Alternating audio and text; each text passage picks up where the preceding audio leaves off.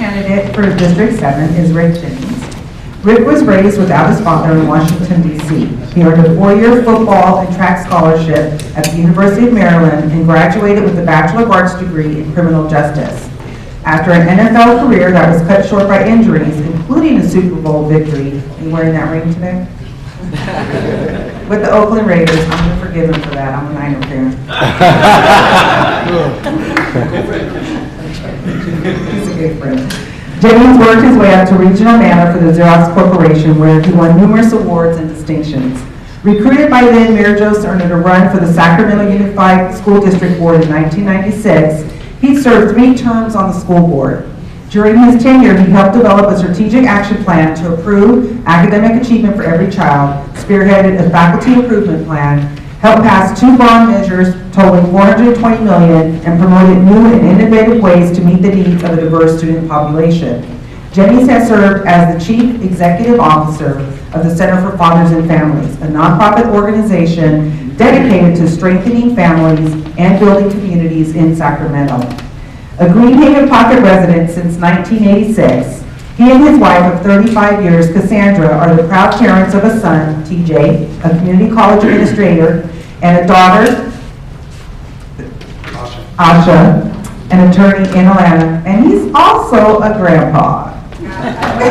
Welcome.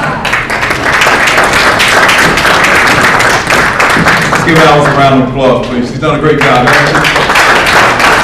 I appreciate her humor, and yes, I did wear my ring. I wear it proudly. For you Raider fans, I want you to come and take a look at it, but I don't want you, for you 49er fans, you know, if you do your history, you will find that I did play and had a cup of coffee with the 49ers. So you can find that I go both sides of the bay, but I don't tell Raiders. That year that I played for the 49ers, we were 2-14, so we don't want to talk about that. Alice talked about my bio, and she told you a little bit about me serving on the school board in 12 years from 1996 to 2008. And she talked about the things that, you know, I helped to make happen on that school district. And you know, none of us does the work by ourselves. You know, we work as a team together. And one of the members that served with me on that school board, we served long hours and made some incredible decisions and did some things that we thought were in the best interest of kids and schools and families, and Mr. Manny Hernandez, and I want to give him a round.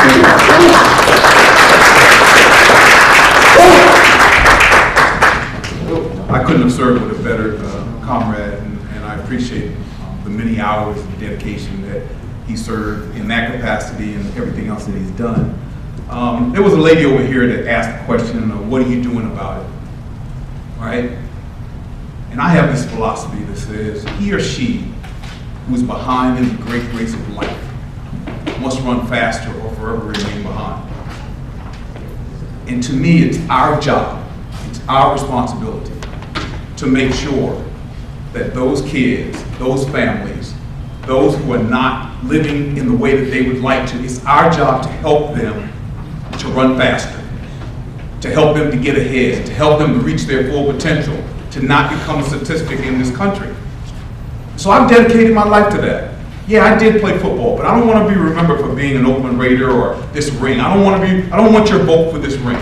I don't want to be remembered for the 13 years that I spent at Xerox Corporation and managed hundreds of people and millions to help Sacramento's neediest. Every single day we provide programs, the master's program, making after school time enriching, rewarding, successful, COPS and clergy, Winter Sanctuary program where our homeless, the city can't afford to provide for the homeless, so consequently, the churches have to do that. We do that to provide shelter for those homeless, boys and men of color. We are in our 4th summit that's getting ready to come up. Incredible summit that takes place right here on this campus. Parents as partners, building a healthy Sacramento coalition. Project MEL, Males Attaining Leadership in Education. GABI, the organization that meets right at the Hispanic Chamber of Commerce. And they get to see, these kids get to see role models like us so they can aspire to be like us and break those dysfunctional cycles. So what am I going to do if I get on the Sacramento School Board? I'm going to make sure that we have safer communities by empowering our residents and our neighborhood associations and our churches to work together. I'm not going to be the one that does all that. We got to bring everybody to the table and they have to become a part of the solution. We have to create jobs through economic development. My brother talked about the rate of vacancy rate for businesses that are in Valley High. You can take that to Greenhaven Pocket as well, because we can show you the strip malls that the vacancy rate is just as high. We got to bring back business, and in bringing back business, we spur our economy and we also create jobs. So we can talk about the arena all we want. If it doesn't bring jobs to District 7, I don't want to talk about the arena. We got to make sure that those jobs get to the residents of District 7. And I know the council member for District 8 and 5 and all the rest of them are saying the exact same thing. But I got to make sure as a council member that that happens. And we have to make schools the neighborhood of community activity. We don't have community center in District 7. We don't have it. So our schools and our parks and our libraries, we got to make sure that they have the services to help our kids. 1,100 kids play soccer in Greenhaven Pocket. 300 kids play it in Valley High. Where is the equity? So as your council member, my job is to make sure that we level the playing field. We got Delta Shores coming up. Greenhaven Pocket is doing good. Delta Shores will come up. It'll be all flashy and new. And if we don't watch out, Valley High will become something that none of us are happy about. So let me stop for a second and get your questions out, because I get pumped up about this opportunity that's in front of me. I have a question. Yes, sir. How would you vote on Walmart? How would I vote? Tell me what you mean by that. How would I vote on Walmart coming? For allow a Walmart to enter into your community or not? Well, you know, when I look at a Walmart opportunity coming into the community and a big box, if it creates jobs, if it creates an opportunity for people to have a living wage, if it helps them to be able to take care of their families, if it provides programs and services, then I'm gonna say yes to a Walmart. I'm gonna say yes to any economic engine that allows us to be able to take care of our families. So I'm not gonna say no to Walmart just because of some of the circumstances that we all know about. But what I have to do is make sure if Walmart comes into our community, that it comes in under certain conditions. Other questions? Yes, ma'am. I would put a caveat onto that to make sure that you're responsible for assessing the consequences of Walmart coming into your community. San Diego has experienced the first precedent-setting neighborhood food store, a Walmart. Consequently, all the small grocery stores were impacted, a couple of large ones, but they're going to be replaced by big boxes. So, I wouldn't be so glib about letting them come in. Right. The only reason I supported it in San Diego was because it had a pharmacy component. And that allowed all those senior citizens that had to jump on the trolley and go downtown to the drugstore to just walk a couple of blocks from the pharmacy. But I would carefully examine the impact, the economic impact and consequences it would have if it came in anywhere. I appreciate that. And the great thing about having someone like yourself and all these best practices that go out throughout the United States is you get to learn from them. So we're not the first to experience these opportunities. We get to learn. And one thing that I'm all about is being a student and learning as a continuous learner all the time. So I'll sit down with you and talk to you about your experience and learn from you, as well as learn from other cities that have gone through the same thing. Other questions? Yes, sir.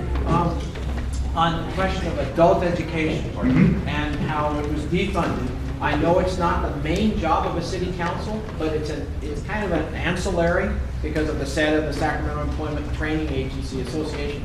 So if you get appointed to that, would you commit to working to make sure that as much as possible, we could restore a vibrant adult education component to our city again, including District 7? Yeah, I think it's important that we absolutely commit to our parents. Parents are the first teachers, and parents should be one of the continuous ongoing teachers. And if parents are not paving the way, if they're not setting the example for their kids, then their kids are not going to follow in a great example. It was talked about earlier, pre-education and parent education. They go hand in hand. And we've got to invest in both of them if we're going to have the kind of city that we can all be proud of and have the kind of families that we want in Sacramento. So I'm a big proponent and have always been of parent education and adult education. One more question? I That's all we want to have. All right, yes, sir. I'll ask you a question. I'm a faculty member here at the University of James Rio. Real quick, unless things change, and it's very unlikely it will, we're going to continue with a roller coaster budget history in the state of California, and it's very unlikely that decisions will be made without those budget constraints. I'm just wondering what your philosophy is, because right now we are going through an economic upswing. Eventually, it's never going to stay up. What are you going to do when it comes down? How are you going to attempt to maintain stability? I mean, it was disastrous when all those law enforcement officers, as well as public employees, I know most of them are state and so on, were laid off. But the reality is that's probably going to happen again in the future. The great thing about Measure U is it is bringing us back to stability as far as our police officers are concerned, as far as our firefighters are concerned, and also as far as our parks are concerned. And we already are making progress to getting back to where we should be in order to be able to have community policing and do some of the other things that we really want to do. So we already are there. The issue for me is we don't do long-term planning and plan for these times of economic uncertainty. I mean, this has been going on since the beginning of time. And if we don't do long-term planning and start planning for that and get ahead of the game, then we're going to end up with the same situation. We're going to become reactive as opposed to being proactive. As your city council member, my job is to make sure that we do long-term planning and plan beyond my term so that when I leave there, the institutional knowledge that I have with me doesn't leave with me, that I start preparing the next person to come in behind me. I met an incredible young man today named Lane. He's a 10th grader at Rio Linda High School, and he knows right now he's going to go to college, he's going to go to four-year university, he's going to get a master's degree, and he's going to become a doctor. And he's then going to follow in the footsteps of Dr. Pan and move into politics. And I had the most incredible conversation with him because I said to him, when you come home every year, I want you in my office because I want to prepare you to be the next District 7 council member. Thank you so much for your time.